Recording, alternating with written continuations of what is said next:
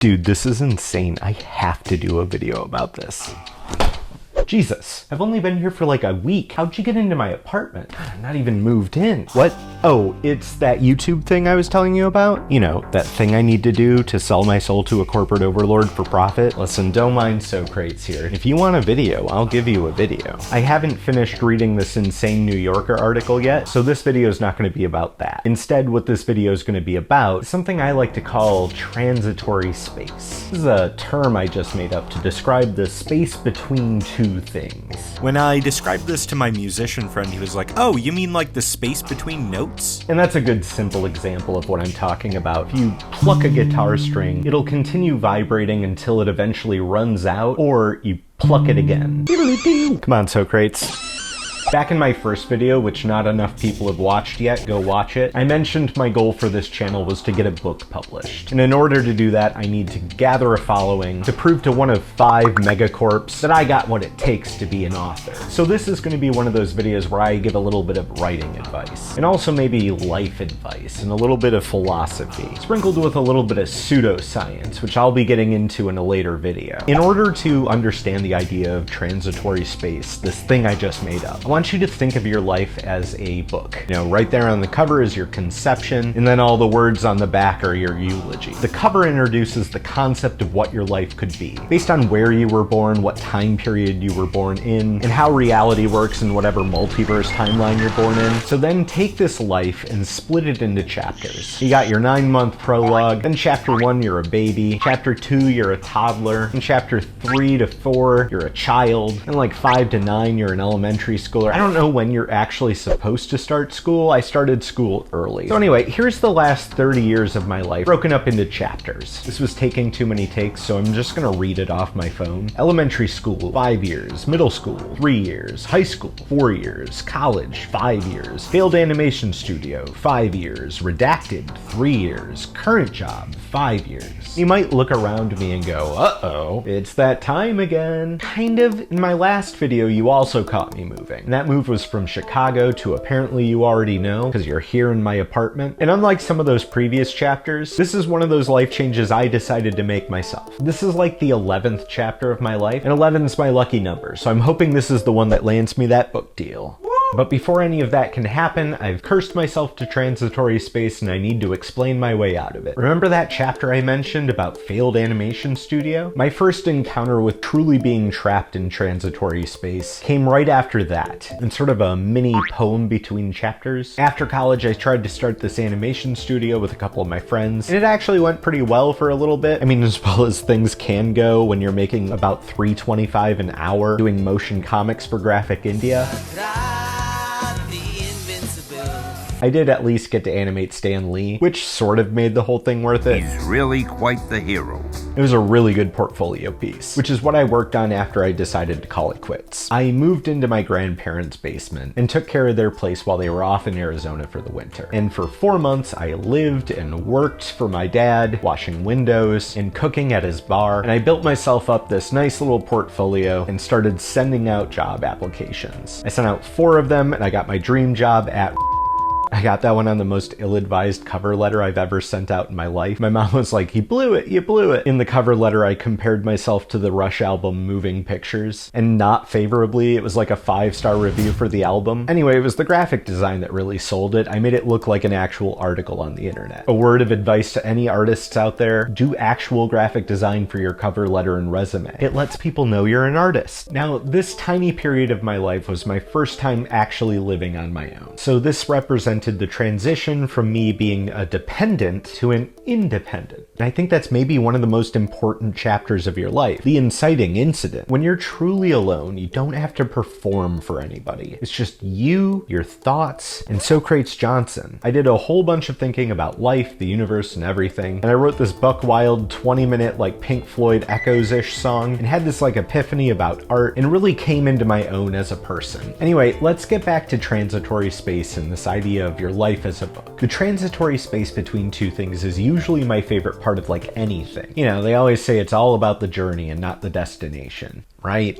Perfect order is boring and unmoving. Because of entropy, everything is always changing, always degrading into nothing. And philosophers would call a transition a conceptual representation of things happening. My time in high school was a transition between entering and graduating. My time at started when I left my grandparents' basement and moved to Chicago, and it ended when I got laid off. And it's these moments of peak chaos in my life that always leave me with the most interesting takeaways. Now, you've been a great audience so far, so you deserve a treat. Let's put on our transitional lenses for a second and really take a close look at the structure of books. See, everything in a book is a transition between two things. At the highest level, we have the beginning to the end of the book. Inside of that, we've got chapter 1 to chapter 2, chapter 2 to chapter 3, etc. Some books aren't chapter books, but those don't work good for this example. So if we pry open a chapter, we can see it's just a collection of paragraphs. And what's a paragraph? Well, it's a transition from the beginning to the end of a moment. And if we break down a paragraph, it's a collection of sentences, which is like the beginning and the end of a thought or idea.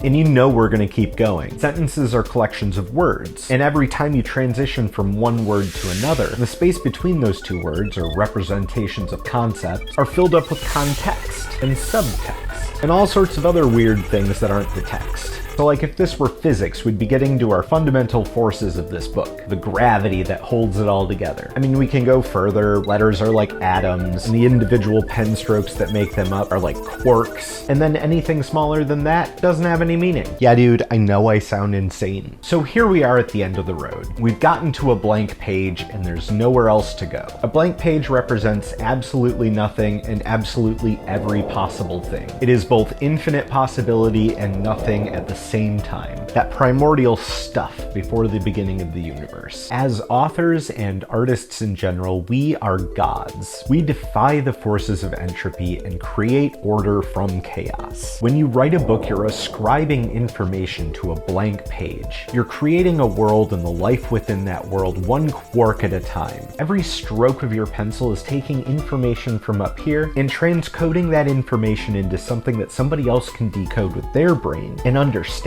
I don't know of a whole lot of animals out there that can do that. Maybe just this one elephant. What we're sort of dancing around here that I'm absolutely not qualified to talk about is a concept called semiotics. And I'll give you the Wikipedia definition of it real quick, because in my upcoming interview with Ray Naylor, he brings it up, and it's a very interesting concept that I don't get into enough in the video. Yeah, I know the video hasn't come out yet. I can't add that in because it would break the flow of the video. See, even a video, and especially a YouTube video, is all about transitory space. In a YouTube video, you need to get somebody to go from start to finish without them clicking away. Don't you dare click away. So each chapter of an algorithmically pleasing YouTube video needs to be the transition between the introduction of a concept and when a hypothetical watcher might get bored. You aren't bored, are you? How you flow from concept to concept and scene to scene is all focused on this idea of keeping people watching. And that's dictated by the numbers of the algorithm, much the same as me trying to publish a superhero book has almost zero chance of getting picked up by one of the large corporations. Don't you find it a little weird that nobody's ever really written books about superheroes in the past 50 years? Comics, sure, and now TV and movies, but where's all the books? Some transitions happen faster than others, but you'd think that would have been a quick one.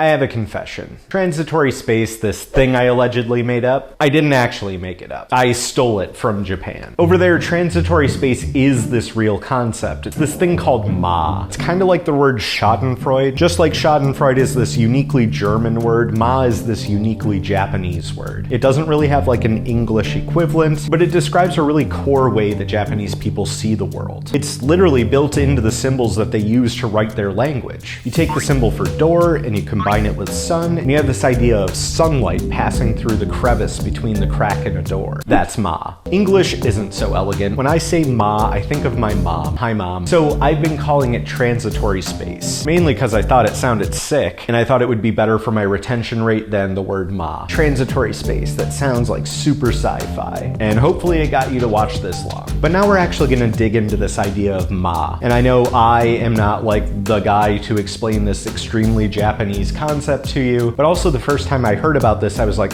wait, that's just how I see the world. world. And if you want a more thorough and better explanation of Ma from somebody who's actually from Japan, then I've stuck a link in the description to the Medium article I'm going to be pulling from heavily here. Ma, the Japanese Concept of Space and Time by Kiyoshi Matsumoto. It's an extremely thorough breakdown of this idea, specifically aimed at Westerners like me who need the idea explained to them like they're a 5-year-old. He uses extremely evocative and specific language that I find really beautiful, like this quote. The literal translation is space between, but rather than a static gap, it's the distance that exists between objects as well as between time. It is the silent pause between musical notes, the shadows between light streaming through blinds, even the interaction between people, whether they are loved or despised.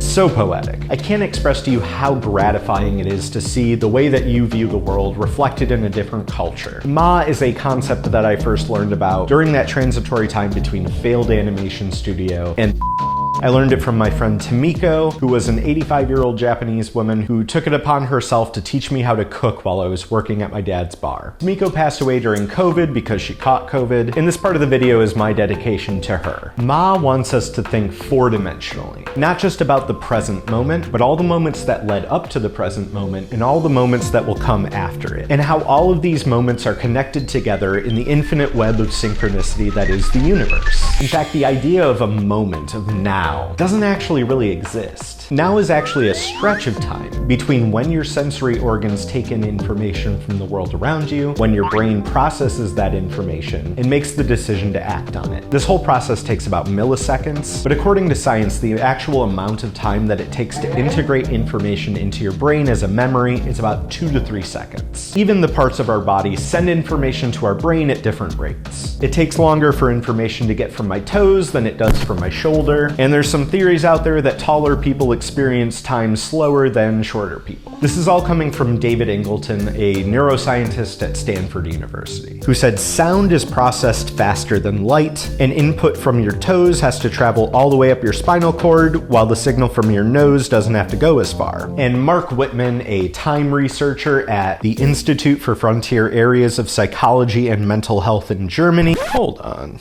Institute for Frontier Areas of Psychology. Sorry, I think the Vice article I was basing this Now segment on was quoting a pseudoscientist, or like a metaphysicist, which I would consider pretty much the same thing. So take what Mr. Whitman says with a grain of salt. It sounds pretty believable, but that's also the danger of pseudoscience, because I cannot prove that the Institute for Frontier Areas of Psychology and Mental Health is a real thing. Her website sure seems fake. I mean, the guy's got a couple books on MIT's EDU press, so who am I to judge? He has videos on his YouTube channel of like corn blowing in the wind called The Transient Passage of Ambient Time, so I really like this guy. Anyway, I do like what he has to say, so I'm at least comfortable enough regurgitating it to you without feeling like I'm spreading absolute nonsense. And as with most pseudoscience, it is based on real studies in science. It's just not provable. There are multiple nows comprising different layers of our experience. The functional now, the experienced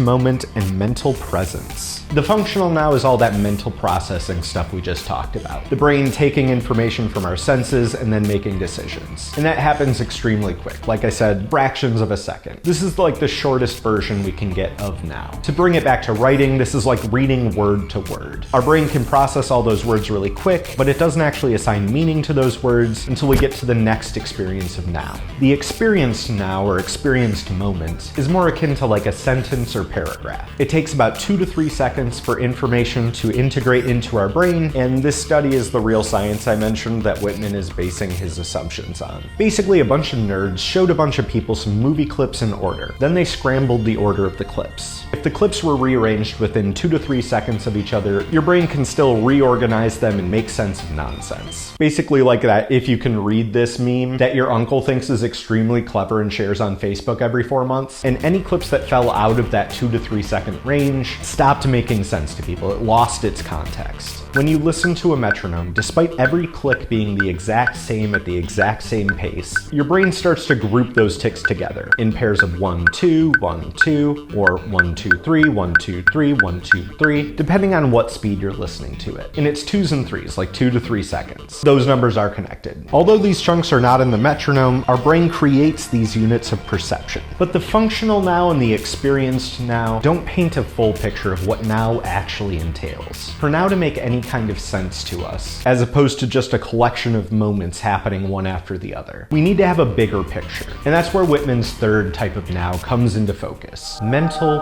presence. This is how our current experience of now connects to all the words and sentences and chapters and whatnot in that book of life I was talking about earlier. How does what you're reading on the page connect to everything else in the story? For us, this can be things like, what do I need to do at work tomorrow? Where will I be in 5 years? Where was I 5 years ago? How did things in the past, like a failed animation studio, affect how my life is going now? Mental presence is this emergent phenomenon that comes from piecing together all those other nows. The functional nows, the experienced nows, all of those things get locked in our brain as memories and get chained together into a larger narrative. The text of your life, the moment-to-moment experiences that you have, work exactly the same as any story you've ever experienced. Everything that we do is affected by everything else that's happening in the world. From an ant crawling across my floor to geopolitical tensions in the Middle East. The world affects our narrative, and our narratives affect the world. In the distance we are away from the things that affect us determines how much agency we have over those things in our own story. I can't go solve the crisis in the Middle East myself, but I can go crush that ant over there. Anyway, we were talking about Ma, right? I got sidetracked by a whole bunch of things there. Anyway, I want to close out with a quote about Ma from that Medium article by Matsumoto, because I think it pulls in almost everything I've talked about in this video, from transitory space to life stories to the science of now. This quote wraps all that stuff up in a nice little bow. In Japanese culture, Ma allows a clear delineation of individual units and multiple states to exist in harmony. When edges touch, they have to reconcile their common border. With the presence of a void, space is left to meditate between the two, to mitigate. In nothingness, Ma enables. The empty boundary provides a place for everyone's vision of reality or imagination to exist. Ma reminds us that what isn't there provides the ability for everyone's story to coexist. It is the boundary of space that allows us and all our ideas to exist side by side. All right, bud, you want to take us out from here? No? You want me to explain it for you? Don't mind if I do. Socrates believed in this idea that you could better understand the world around you and acquire knowledge just by talking to people and understanding what they were saying. By understanding how and why humans ascribe meaning to things, he could better understand the purpose of meaning. Do you know the purpose of meaning? I'm going to be doing a whole video about that episode of Dexter's Lab and that one question. It's my favorite episode of anything ever. That question has haunted my mind since the moment I watched it as a child, all the way up until now. And that's why Dexter's Lab is my favorite television show of all time, and Chris Savino fundamentally didn't understand that show. What is the purpose of meaning? That's an easy one, Dexter. I'm in a nightmare! His run of the show should not have been that bad, but maybe that's what happens when you hire Seth MacFarlane as a writer. Absolutely abysmal stuff. Anyway, if you take nothing from this video except one thing, I want it to be this. Transitory space, or Ma, or allows us to think about how the connections between things, be they physical or conceptual, creates harmony or discord in the world around us. Much like this New Yorker article is creating a lot of discord up here, so I gotta go finish that and make a video about it. You good to finish this up? Thanks, bud. Don't forget to like and subscribe to Travis's channel. And if you're a large megacorporation, don't forget to publish his book. My king, I urge you to heed the words of this great warrior, for he is truly the best of men.